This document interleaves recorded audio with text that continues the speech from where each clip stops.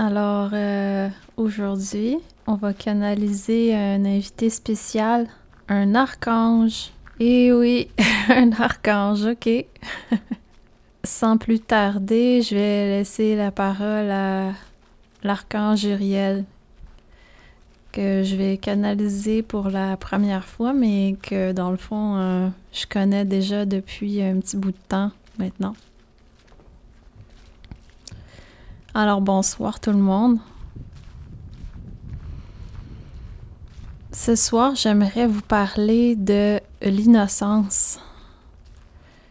C'est un bien grand mot, mais j'aimerais détailler exactement c'est quoi l'innocence de mon point de vue divin, si on veut, du point de vue divin et de mon point de vue d'archange.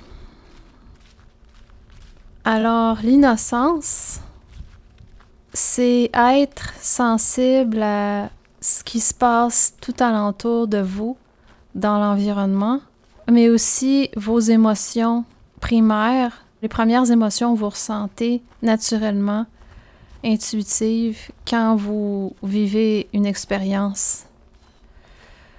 Alors, l'innocence, c'est quelque chose d'important parce que ça peut paraître de l'insouciance, mais c'est pas ça en fait, c'est que c'est l'émotion pure de l'expérience pure qu'il y a à vivre dans le moment présent et qui est libre de toute pollution mentale ou de jugement. Ça, c'est quelque chose qui est très important d'un point de vue spirituel, divin. Aller chercher l'innocence, qui est l'expérience qui est à vivre à l'état pur. Et c'est en allant chercher l'innocence quand vous voulez vivre une expérience que vous allez vivre la vraie essence de l'expérience. Et comment y arriver pour vivre cette essence pure-là d'innocence? C'est sûr que ça peut paraître difficile ou c'est difficile de votre perspective parce qu'il y a plein d'autres facteurs qui rentrent en ligne de compte. Mais il suffit de suivre son cœur. Ça, c'est vraiment quelque chose à la base qui va vous faire réussir pour vivre ce sentiment d'innocence-là et l'expérience pure qui doit être vécue dans le moment présent. Suivre son cœur, on ne pourra jamais le dire assez.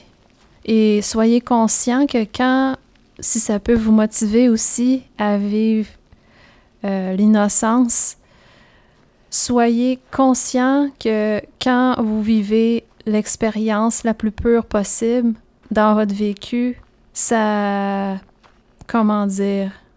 très bon pour l'évolution de votre âme, de votre conscience. C'est ce qui est recherché pour avancer le plus vite, pour aller droit au but. Si, par exemple, votre but, c'est un jour d'atteindre l'ascension de votre conscience, de la dimension actuelle à une dimension plus élevée, eh bien, c'est quelque chose à considérer. Je sais que pour certains, ça va être assez motivant pour essayer de vivre l'expérience de l'innocence la plus pure possible.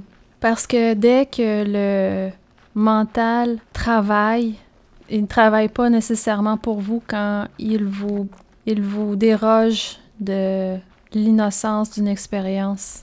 Et ça ralentit votre évolution en quelque sorte. Quoique,